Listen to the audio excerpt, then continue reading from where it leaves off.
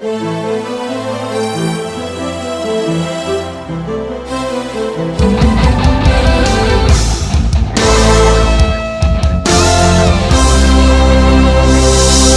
e senhores, sejam mais uma vez muito bem-vindos e bem-vindas ao FBcast. Este é o nosso episódio número 13, onde a gente vai falar sobre abuso de álcool, drogas e medicamentos por vítimas de crimes sexuais. Eu sou Diego Martins, mestre em Segurança Pública, e hoje aqui eu tenho a imensa satisfação de ter trazido a nossa voluntária lá de Paragominas, acadêmica de farmácia, a Raíssa, para vir conversar aqui com a gente. Boa noite a todos. É um prazer estar aqui com vocês para conversar um pouquinho, né, sobre um assunto tão urgente, né, para nossa sociedade de hoje. Inclusive, um assunto bem difícil de se achar informação, né, Raíssa? Conta pra gente como é que foi aí a tua pesquisa para a gente poder formatar o conteúdo que a gente vai entregar hoje pro pessoal. De fato, né, até comentei contigo anteriormente que foi um pouco complicado, né, montar toda essa discussão, porque é um assunto que ainda é escasso, né? Procurei muitos artigos, fiz uma pesquisa bibliográfica mesmo, mas é um assunto pouco explorado. E apesar de haver essa relação, né, entre o abuso dessas substâncias, das substâncias psicoativas, né, com as vítimas de violência sexual, né, eu percebi que nas pesquisas essa relação é pouco abordada, né?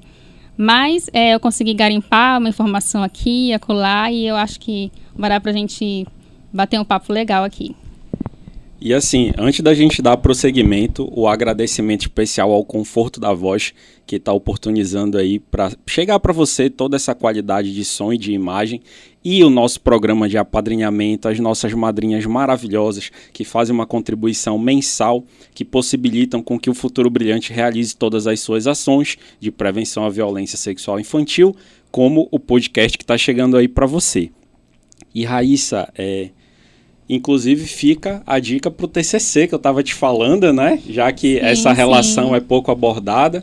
Vamos amadurecer essa ideia, com certeza. É um tema bem instigante. Olha, os congressos estão vindo aí para publicar, né, um artigo sobre isso.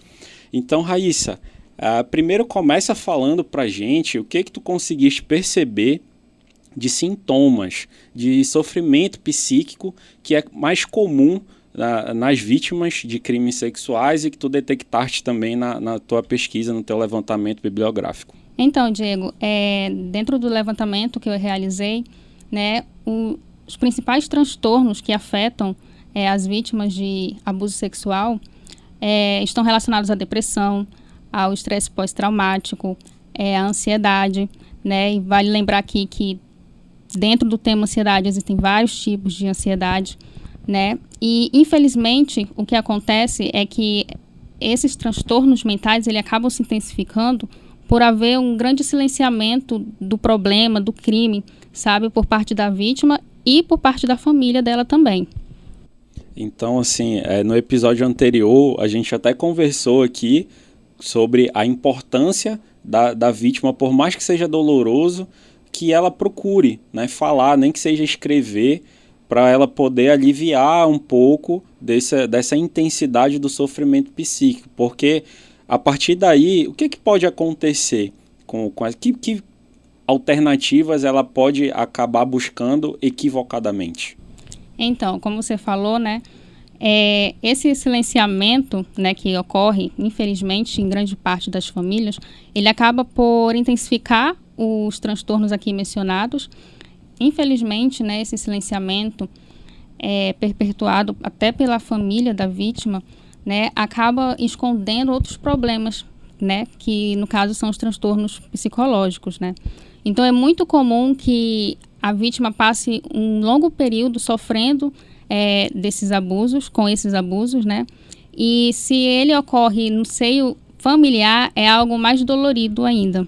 É muito mais difícil revelar. Sim, tem sim. aquela questão também da credibilidade, né? Com certeza. Da desestrutura, do prestígio da família que vai ser abalado perante a sociedade. O medo, né, de que após a revelação ocorra a desintegração familiar. Então, assim, são várias questões que fazem com que a vítima se silencie. fica em silêncio, né? Acaba que isso aí que tu está falando tem a ver com o sentimento de culpa, que a vítima acaba se sentindo culpada. Exatamente, é um sintoma, né, muito comum, muito frequente entre as vítimas. E, assim, esse silenciamento, ele é um fator que contribui para a vítima procurar no abuso de álcool, no abuso de drogas, né, ou até mesmo de alguns medicamentos específicos, né, de procurar uma tentativa nesses locais, né, para aliviar suas dores, para aliviar suas angústias, né. Só que o problema se dá não no uso, mas no abuso dessas substâncias, né. E acaba que é muito difícil, muito delicado, porque a gente está falando de uma coisa que não é física, não é visível, tem a ver com um sentimento. Então, como é que a pessoa... Eu acho que a primeira deve ser uma dificuldade muito grande conseguir explicar o que é que está sentindo, como que essa dor, essa angústia. Exatamente. E essas substâncias, substâncias psicoativas, são substâncias que elas vão agir no sistema nervoso central da vítima. Então, ela vai gerar uma sensação de euforia, uma sensação de prazer, e são esses pequenos momentos, né, que ela encontra um refúgio, né, para ficar longe de tudo aquilo que a faz sofrer. E aí acaba chegando num momento que as doses elas vão sendo necessárias em cada vez maior quantidade, é isso? Exatamente. Como eu estava te falando, são substâncias que, se forem usadas de forma indiscriminada, com o tempo ela acaba perdendo a sua eficácia, né? Então, vai ser necessário dosagens cada vez maiores, né? E isso pode induzir a pessoa, a vítima, a fazer automedicação, né? Por exemplo, se ela precisava de um comprimido de determinado medicamento para sentir um efeito legal, ela vai passar a usar 2 comprimidos, né? Até porque o uso contínuo, ele acaba provocando isso também, né? Sim, exatamente. Eu acredito que haja uma certa adaptação do organismo àquela substância. Exatamente. E o efeito ele vai ficando mais fraco, né? Isso, com certeza. E aí, a questão da automedicação é muito perigosa, porque nós sabemos que acompanhamos, né, casos nas mídias sociais, né, de pessoas que morrem por overdose, né? E é muito comum a morte por overdose de medicamentos de controle especial, né? E, enfim, eu acho que a gente tem que começar a pensar em medidas que atuem nesse sentido de coibir, né, esse abuso, não só de medicamentos de controle especiais, mas também de drogas, né?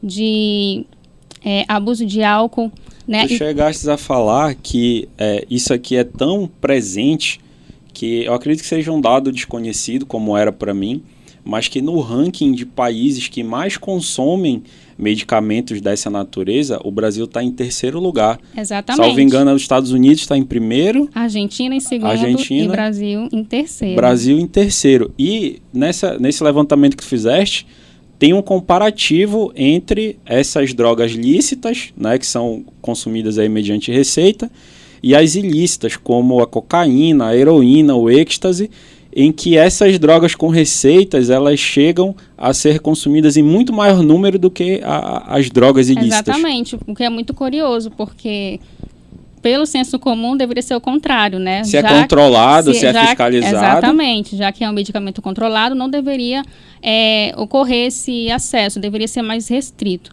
Mas assim, o que acontece?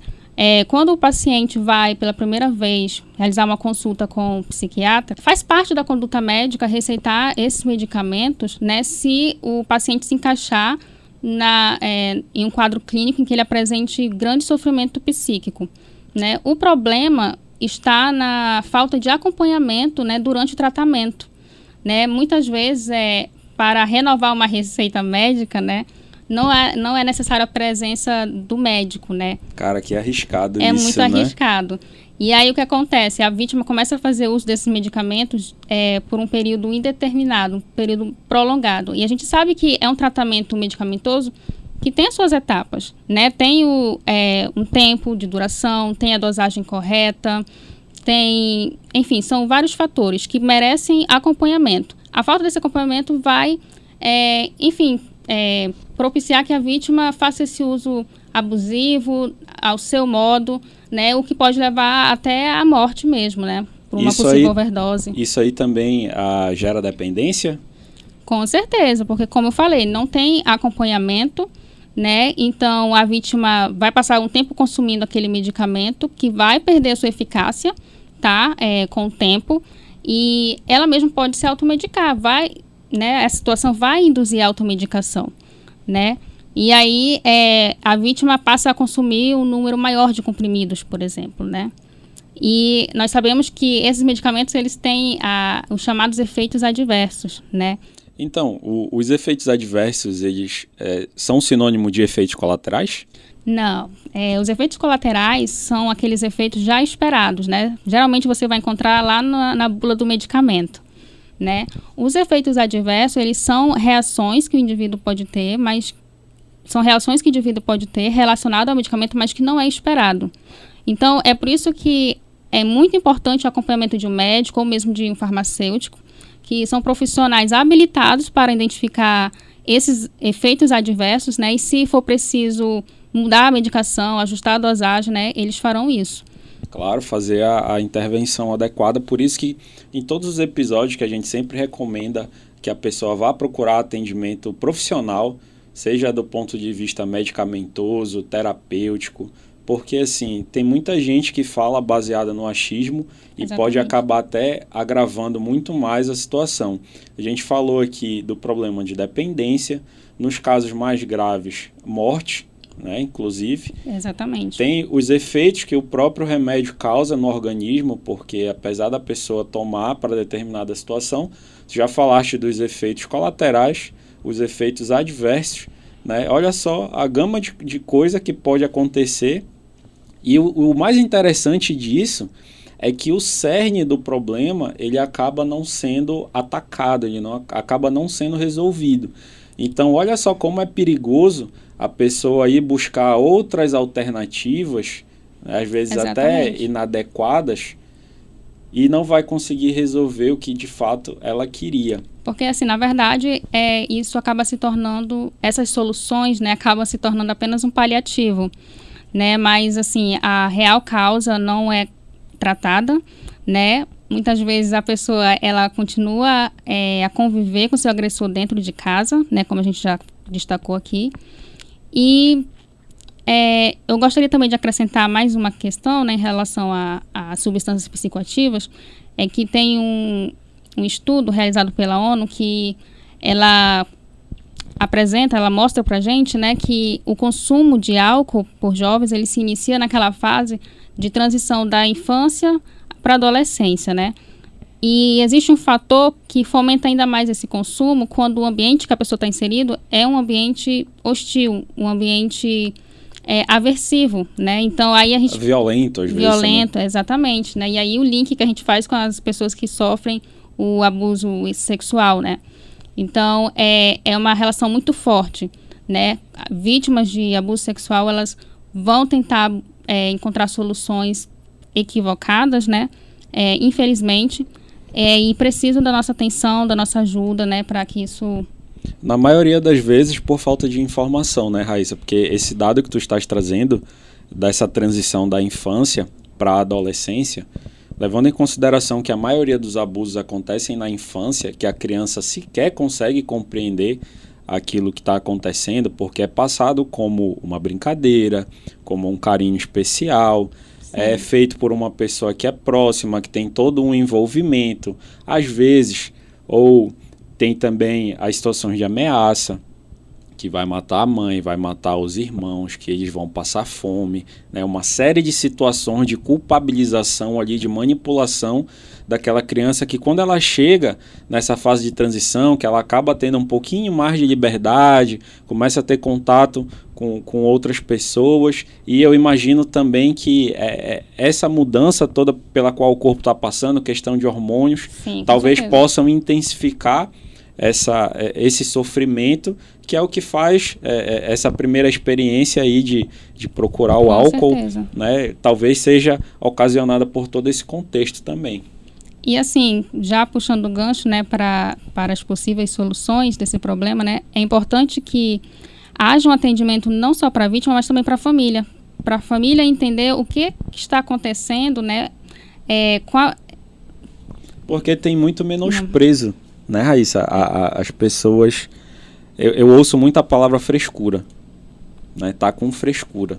Quando é alguma coisa de natureza assim, sentimental, psicológica, que a pessoa não tem às vezes condições de externalizar o que está acontecendo, então tá com frescura. Porque assim, é algo já histórico, né? O estigma que essas doenças de cunho mental carregam, né? Então, a pessoa está ali com sintomas depressivos, o pai ou a mãe acha que é preguiça, que é frescura, né? Mas não, né? A gente sabe que é algo muito mais profundo. E acaba assim que, além de a maioria das violências acontecer, essa violência primária, a violência sexual acontecer no seio familiar, ainda tem a possibilidade de novas violências em razão dos sintomas que a vítima tem por conta da violência sexual, que é esse menosprezo que a gente está falando, o próprio estigma também, né? Porque é coisa, é psicólogo, psiquiatra, é coisa de doido, de maluco, tem muito isso também, né? Que as pessoas talvez não procurem o atendimento por conta desse estigma. Exatamente. E a fim de resolver essa problemática, né? O primeiro passo é a assistência à vítima e também à sua família, né? Incentivar a questão do não silenciamento, né? Romper com essa fronteira, que eu acho que é um fator primordial. E também levar a informação para toda a sociedade de que existem equipes na área da saúde, né, que estão ali responsáveis por fazer o acompanhamento daquelas pessoas que já iniciaram um tratamento medicamentoso, né? Existe a Estratégia de Saúde da Família pelo SUS, né? Eles têm uma região, cada equipe tem um território definido de atuação, né? Então, estão ali para orientar, né? E ali tem toda uma equipe multidisciplinar, né? Tem o médico, tem o psicólogo, tem o farmacêutico, e eles vão estar ali para orientar na questão da dosagem do medicamento, a questão a questão do horário, enfim, N fatores, né? Que a pessoa precisa seguir, com certeza. Exatamente. E por isso aqui, para a gente já caminhar para o final, fica o alerta, não só para a família, não só para a vítima, mas principalmente para os profissionais de saúde. Por quê? A violência sexual, eu entendo que ela pode ser detectada em vários momentos, em vários atendimentos em que essa vítima, essa família passa pelo sistema de saúde, né? A gente falou especificamente agora sobre as sequelas psíquicas, emocionais decorrentes desse tipo de violência, mas tem muitas outras, né? A pessoa pode ter alterações no sono, como pesadelos, alterações de comportamento irritabilidade. Mais agressivo. Exato. Ela pode ficar mais retraída, que já puxa também mais para depressão, aquela apatia, falta de ânimo para desempenhar suas atividades. Só que eu sempre digo que não vem escrito na testa de ninguém qual é a causa desse sintoma.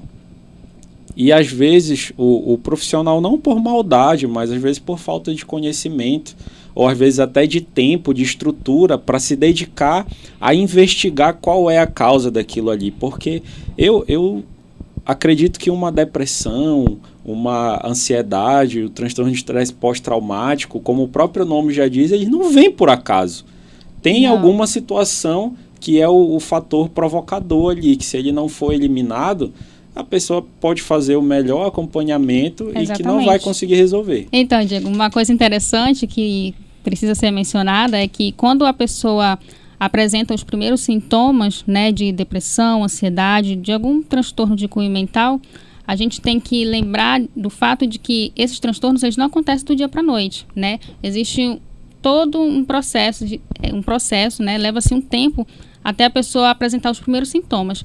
Então, a partir daí a gente já pode desconfiar, né, que existe algum fator desencadeador desse problema, né, que está ali persistente, né, ali no meio onde se encontra a vítima. Até porque não é comum, pelo menos das pessoas que eu conheço, imediatamente, na primeira sensação ali, no primeiro sintoma, imediatamente já ir atrás de um serviço de saúde para buscar o atendimento. Então, assim, isso reforça mais essa questão da causa ser antiga e persistente.